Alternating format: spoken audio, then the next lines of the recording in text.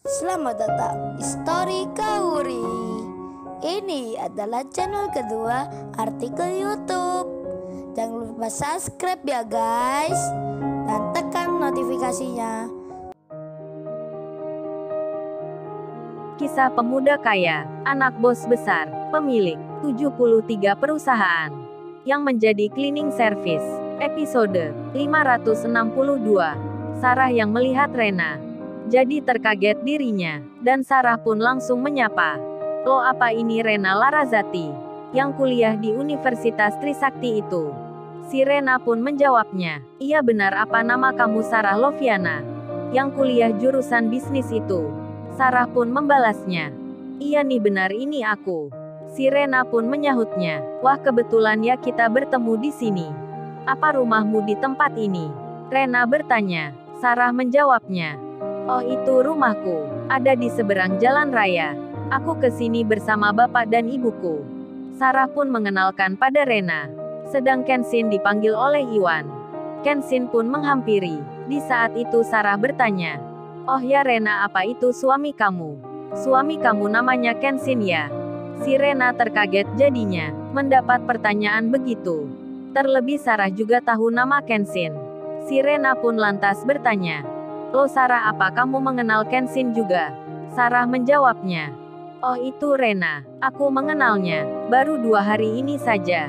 Itu pun sekedar tahu aja, suamimu itu membantu ayahku kemarin mendorong gerobak sampai ke rumah.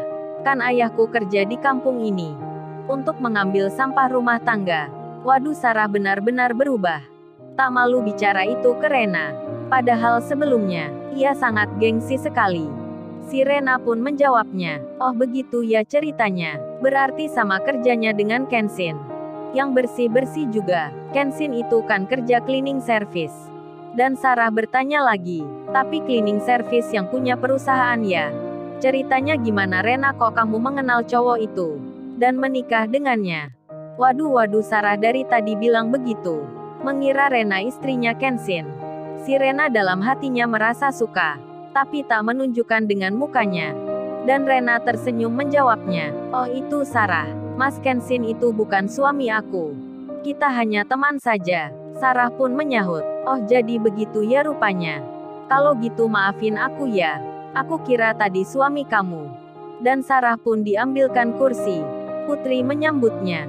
Meski baru pertama melihatnya, mereka saling bicara. Sedang Kenshin bersama Pak Darmin dan istrinya. Ada pula Iwan di situ. Ibunya Sarah lalu berkata, "Oh ya nak Kenshin, saya mau mengucapkan terima kasih yang sebanyak-banyaknya. Karena nak Kenshin sudah membuat anak ibu berubah. Kami sangat senang melihat Sarah sudah kembali." Kenshin menjawabnya, "Oh sama-sama Bu, saya pun juga senang melihatnya. Melihat putri ibu yang sudah pulang ke rumah." Dan ibunya Sarah itu memberikan makanan ke Kenshin. Sebagai tanda terima kasihnya, Kenshin menerimanya dengan senang hati. Kemudian Pak Andi keluar. Langsung beliau bilang, "Lo tuan muda sudah sampai. Maafkan saya tak menyambut tadi." Kenshin menjawabnya, "Pak Andi bisa saja, kan tadi sudah bertemu, dan saya sudah bicara akan ke sini. Jadi tak perlu penyambutan segala. Kayak saya orang penting saja." Kenshin tersenyum. Pak Andi pun sama, dan Pak Andi bilang ke Pak Darmin, "Ayo Pak Darmin masuk ke dalam." Istrinya pun dipersilahkan. Sedang Kenshin berada di luar, masih berdiri bersama Iwan.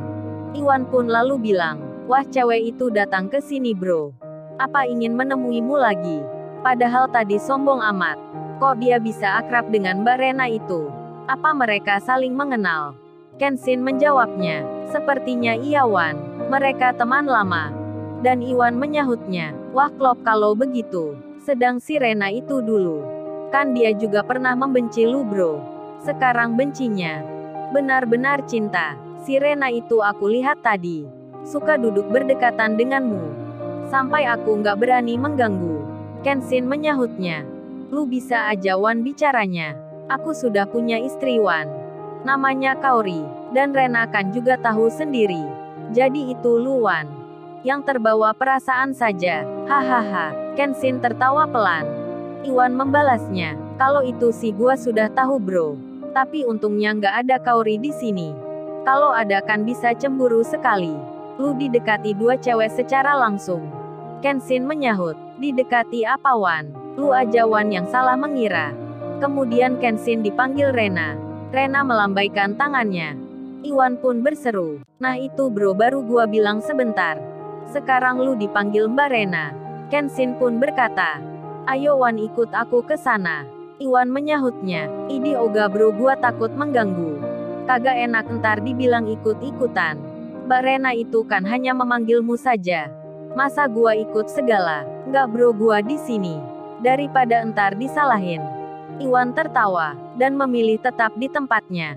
Kenshin pun kemudian berjalan sendiri. Mendatangi Rena yang bersama Sarah. Dan Rena pun bilang. Oh ini Mas Kenshin namanya Sarah. Teman semasa kuliah dulu. Ternyata rumahnya daerah sini. Sambil tersenyum, Kenshin menyahutnya. Oh begitu ya Mbak Rena. Dan Sarah langsung bilang. Oh ya Mas saya ke sini. Bersama Bapak dan Ibu. Mau mengucapkan terima kasih ya. Sekalian meminta maaf atas kejadian di waktu pagi tadi. Kenshin pun menjawabnya. Oh itu sama-sama Mbak Sarah. Dan sudah lupakan saja hal itu. Saya sudah tak mengingatnya. Si Rena yang mendengarnya. Jadi ingin tahu rasanya. Ada kejadian apa memangnya? Namun Rena tak bertanya. Hanya menyimpannya saja. Sarah pun bertanya pada Rena. Kerja di mana kamu Rena? Rena menjawabnya. Nama perusahaan yang dimaksudnya. Putri pun langsung menyahutnya. Oh Mbak Rena ini adalah bos kita. Yang punya perusahaan sendiri. Kita-kita di sini adalah pegawainya.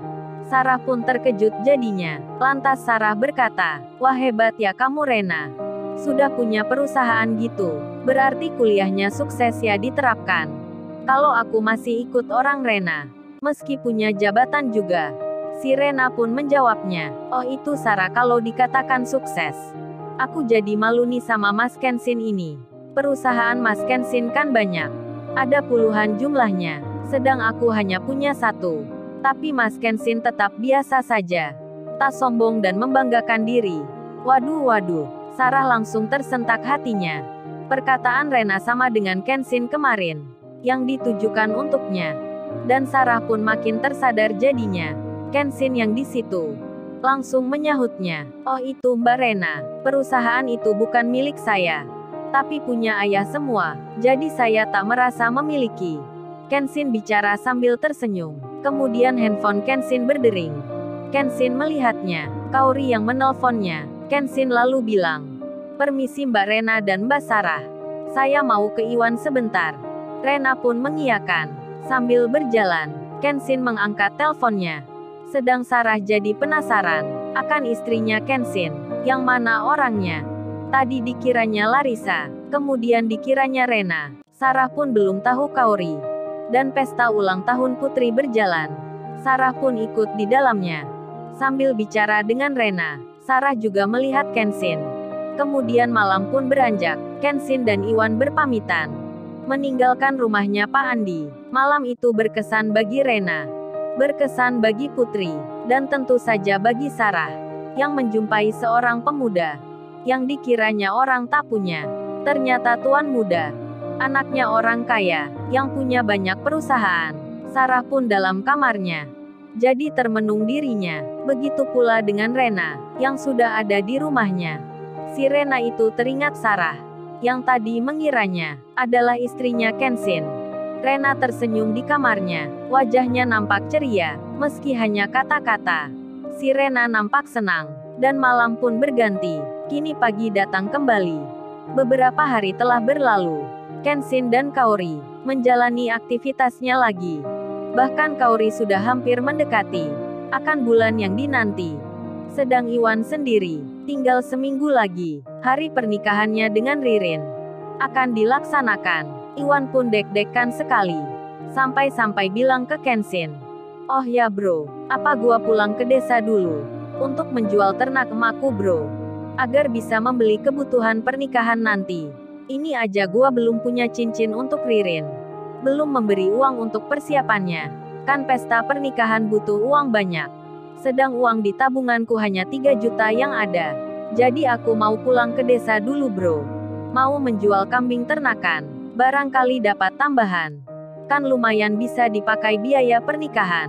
Kenshin yang mendengarnya menjadi tertawa seketika. Kenshin menyahutnya, "Lu kayak bicara dengan siapa saja, Wan? Masa lu mau jual kambing segala? Kalau Kaori tahu, gua yang dimarahi Wan.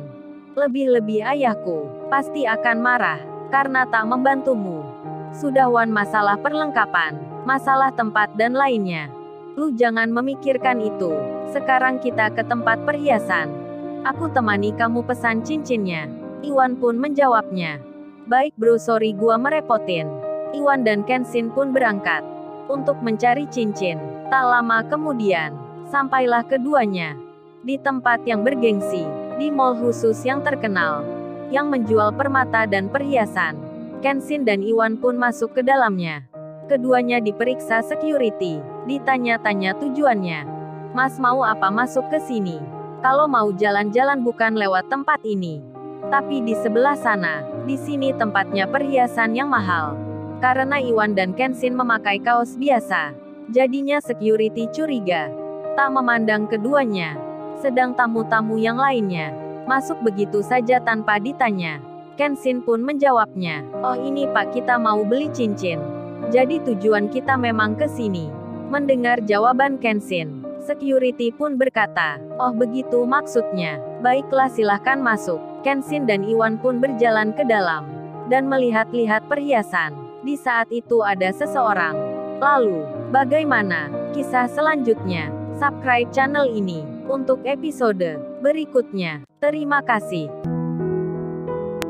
Jangan lupa ya guys, untuk kelanjutan ceritanya ada di channel Story Kaori. Jangan lupa subscribe ya guys, dan tekan notifikasinya